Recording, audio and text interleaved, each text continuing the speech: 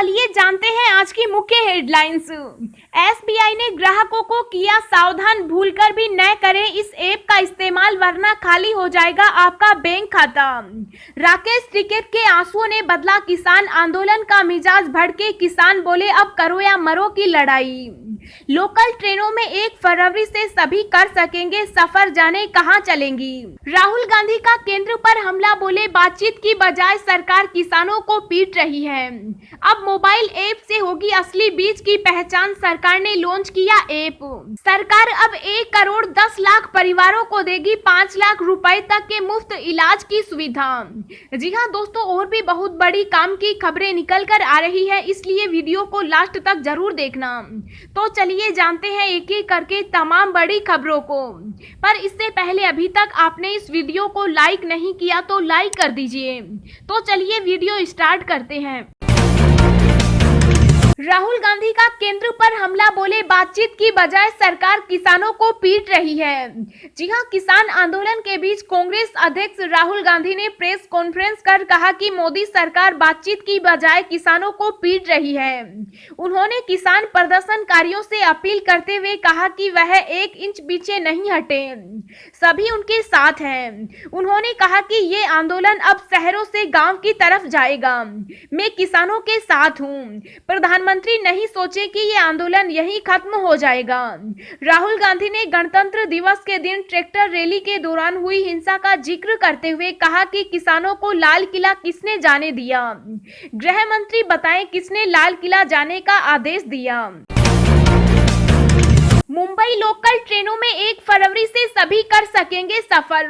जी हां, महाराष्ट्र की उद्धव ठाकरे के नेतृत्व वाली सरकार ने आज लोकल ट्रेनों को लेकर आदेश जारी किया, जिसमें कहा गया कि सोमवार से मुंबई लोकल पूरी क्षमता के साथ चलेगी। मुंबई में मुंबई लोकल ट्रेन सेवा 1 फरवरी से सभी के लिए उपलब्ध होगी। हालांकि पूरे दिन ट्रेन नहीं चलेंगी, इसके लिए समय तय किए गए हैं। राज्य सरकार ने आम लोगों को पहली लोकल ट्रेन शुरू होने से सुबह 7 बजे से पहले, इसके बाद दोपहर 12 से 4 बजे तक और इसके बाद रात 9 बजे के बाद यात्रा की अनुमति दी है। इस समय किसी को भी मुंबई लोकल में सफर करने से रोका नहीं जाएगा।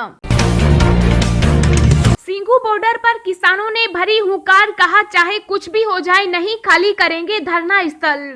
जी हां, सिंघू बॉर्डर पर किसान मजदूरों ने कहा सरकार जो भी करे हम सिंघू बॉर्डर नहीं खाली करेंगे जब तक कानून रद्द नहीं हो जाते और एमएसपी पर नया कानून नहीं बन जाता, हम यहां से नहीं जाएंगे।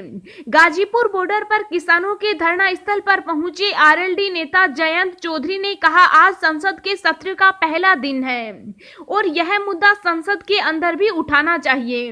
अगर सरकार पीछे हटती है तो इससे उनकी कमजोरी नहीं झलकेगी। प्रधानमंत्री सब विषयों पर बोलते हैं, किसान के बारे में भी बोल दें। राहुल गांधी ने ट्वीट कर कहा पीएम हमारे किसान मजदूर पर वार करके भारत को कमजोर कर रहे हैं, फायदा सिर्फ देश विरोधी ताकतों का होगा। कृषि कानूनों के खिलाफ गाजीपुर बॉर्डर पर किसानों का आंदोलन जारी है। इस बीच फिर किसान नेता राकेश टिकैत का बड़ा बयान आया है। उन्होंने कहा कि हम धरना स्थल खाली नहीं करेंगे, मुद्दों पर सरकार से बात करेंगे। साथ ही उन्होंने किसानों से शांतिपूर्ण तरीके से आंदोलन करने की अपील की। गाजीपुर बॉर्डर पर किसानों का आंदोलन जारी है। लाख कोशिशों के बावजूद योगी सरकार धरना स्थल खाली नहीं करा पाई। अब मोबाइल ऐप से होगी असली बीज की पहचान, सरकार ने लॉन्च किया सीड ट्रेसिबिलिटी ऐप। जी हां, केंद्रीय कृषि एवं किसान कल्याण, ग्रामीण विकास, पंचायत राज तथा खाद्य प्रसंस्करण उद्योग मंत्री नरेंद्र सिंह तोमर ने seed traceability mobile app launch किया, जिससे असली बीज की पहचान हो जाएगी।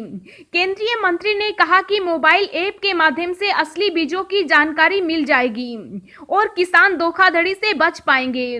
कार्यक्रम में तोमर ने गुण नियंत्रण एवं डीएनए प्रयोगशाला का शुभारंभ भी किया। इस अवसर पर उन्होंने कहा कि खेती के क्षेत्र में बीज की बड़ी महत्ता है, ऐसे में बीज के क्षेत्र में काम करने वालों की काफी अहम जवाबदेही होती है।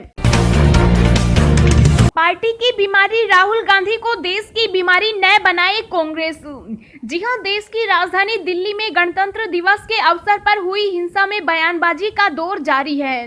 उत्तर प्रदेश के उप मुख्यमंत्री केशव प्रसाद मौर्य ने साफ कहा कि विपक्ष किसानों के कंधों पर बंदूक रखकर देश पर गोली चलाने का प्रयास कर रहा है, जिसे देश कभी बर्दाश्त नहीं करेगा। वहीं कांग्रेस के निवर्तमान अध्यक्ष राहुल गांधी पर हमला बोलते हुए कहा कि वह तो पार्टी की ही बीमारी है। कांग्रेस अपनी पार्टी की बीमारी को देश की बीमारी न बनाए। उत्तर प्रदेश के उप मुख्यमंत्री ने कहा कि नए कृषि कानूनों से किसानों को कोई दिक्कत नहीं है। किसान सरकार के साथ था, है और सदैव रहेगा। आंदोलन करना देश के सभी लोगों का अधिकार है, पर दिल्ली में जो आंदोलन हो रहा है वह सपा है। आप कांग्रेस और कम्युनिस्ट पार्टी की सोची समझी रणनीति है। किसानों के नाम पर हो रही राजनीति को देश कभी बर्दाश्त नहीं करेगा और किसानों के कंधों पर बंदूक रखकर देश पर गोली चलाने का प्रयास विपक्ष कर रहा है। आंदोलन के आड़ में किसी को देशद्रोह करने की छूट नहीं दी जा सकती। जनता विपक्ष को बराबर नकार रही है और आगे भी नकारती रहेगी। राकेश टिकैत के आंसुओं ने बदला हरियाणा का मिजाज, भड़के किसान बोले अब करो या मरो की लड़ाई। जी हां, दिल्ली में गणतंत्र दिवस पर हुई हिंसा के बाद जो किसान आंदोलन कुछ ढीला पड़ता दिख रहा था, बीते दिन कुछ ऐसा हुआ कि उसमें फिर से जान आ गई। गाजीपुर बॉर्डर पर किसान नेता राकेश टिकैत के रोने के बाद से माहौल पूरी तरह से बदल गया। राकेश के आंसुओं के बाद हरियाणा के किसान भड़क गए।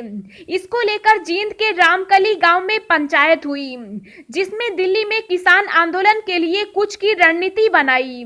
इस पंचायत में सैकड़ों युवा, बुजुर्ग, महिलाएं व बच्चे पंचायत में शामिल हुए। गांव में पंचायत को लेकर रात को ही मुनादी करवा दी गई, जिसके बाद सुबह रामकली गांव के काफी लोग इकट्ठा हुए। दिल्ली कूच के लिए रामकली गांव से 10 ट्रैक्टर रात को ही निकल चुके, जबकि बाकी बचे गांव के सभी ट्रैक्टर भी दिल्ली बॉर्डर पर पहुंच गए। किसानों ने कहा कि राकेश टिकैत के आंसू हर किसान के आंसू हैं। अब करो या मरो की लड़ाई है। उन्होंने कहा कि जब तक तीनों कृषि कानून वापस नहीं होते तब तक नहीं लौटेंगे। दोस्तों, अगली खबर जानने से पहले वीडियो को एक छोटा सा लाइक जरूर करें। गहलोत सरकार अब 1 करोड़ 10 लाख परिवारों को देगी 5 लाख रुपए तक के मुफ्त इलाज की सुविधा। जी हां, आयुष्मान भारत महात्मा गांधी राजस्थान स्वास्थ्य बीमा योजना के तहत अशोक गहलोत सरकार प्रदेश वासियों को नई सौगात देने जा रही है। इसके तहत अब 3,30,000 के स्थान पर 5 लाख रुपए का निःशुल्क उपचार मिल सकेगा। योजना के नए चरण का सीएम अशोक गहलोत आज शुभारंभ करेंगे। नए चरण में इस योजना का दायरा बढ़ाया गया है। इससे प्रदेश के 1 करोड़ 10 लाख परिवारों को निःशुल्क उपचार की सुविधा मिल सकेगी। इसमें सामाजिक आर्थिक जनगणना के पात्र परिवार भी शामिल किए जा रहे हैं। योजना के तहत लाभार्थी को सामान्य बीमारियों के लिए 50,000 रुपए और गंभीर बीमारियों के लिए 4,50,000 रुपए तक का निःशुल्क इलाज मिल सकेगा। अब हम आपको अगले 24 घंटों के संभावित मौसम पूर्वानुमान के बारे में बता रहे हैं। आगामी 24 घंटों के दौरान उत्तरी छत्तीसगढ़, झारखंड के कई हिस्सों, उत्तरी ओडिशा, बिहार और पश्चिम बंगाल के कुछ हिस्सों में हल्की से मध्यम बारिश हो सकती है। बिहार में 30 जनवरी को भी बेहद घना कोहरा छाया रहेगा। पश्चिमी उत्तर प्रदेश, उप हिमालय, पश्चिम बंगाल, सिक्किम और त्रिपुरा के कुछ हिस्सों में मध्यम से घने कोहरे के आसार हैं।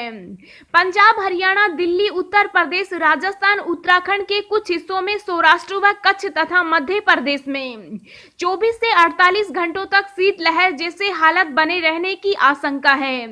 पंजाब, हरियाणा, उत्तर प्रदेश, दिल्ली और उत्तरी राजस्थान के कुछ हिस्सों में 30 जनवरी की सुबह तक कम तापमान के चलते पाला पड़ने का खतरा है। सिंघू बॉर्डर पर पत्थरबाजी, स्थानीय लोगों और किसानों में झड़प, पुलिस ने किया लाठीचार्ज और दागे आंसू गैस के गोले।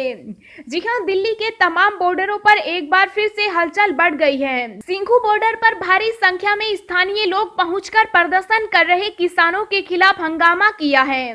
यहां तक कि स्थानीय लोगों ने किसानों पर पथराव भी किया। पथराव कर रहे लोगों को काबू में करने के लिए पुलिस ने लाठीचार्ज किया और आंसू गैस के गोले तक छोड़े। सिंघू बॉर्डर पर स्थानीय लोगों का समूह विरोध स्थल पर इस क्षेत्र को खाली करने की मांग कर रहा है। सिंघू बॉर्डर पर स्थानीय लोगों ने प्रदर्शनकारी किसानों से जगह खाली करने का अल्टीमेटम दिया था। पुलिस ने यहां पर पहुंचे मौजूद लोगों को काफी समझाने की कोशिश की, लेकिन कोई बात नहीं बनी। इसके बाद किसानों और स्थानीय लोगों में पत्थरबाजी शुरू हो गई, जिसको रोकने के लिए पुलिस ने लाठीचार्ज किया और आंसू गैस के गोले दागने शुरू कर दिए। दोनों तरफ से हुई इस पत्थरबाजी में पुलिस और अर्धसैनिक बल के जवानों को भी चोटें आई हैं। पेट्रोल और डीजल के दाम हुए कम, अब इतने रुपए में मिलेगा तेल। जी हां, राजस्थान में राज्य सरकार ने आम जनता को बढ़ती तेल की कीमतों से राहत दी है।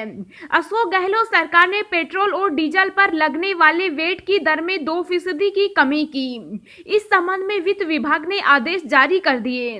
ये नए आदेश आज से लागू हो गए हैं। मुख्यमंत्री अशोक गहलोत ने कहा कि अंतर्राष्ट्रीय स्तर पर क्रूड ऑयल के दाम उच्चतम स्तर पर होने की वजह से लगातार महंगाई बढ़ती जा रही है।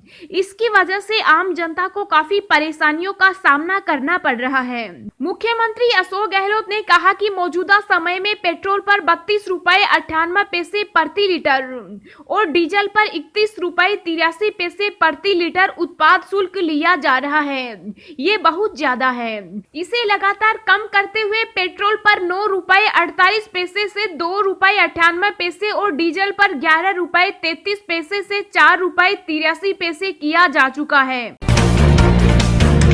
कोविड प्रोटोकॉल के साथ 5 फरवरी से दिल्ली में खुलेंगे 9वीं और 11वीं के स्कूल, मनीष सिसोदिया ने दी जानकारी।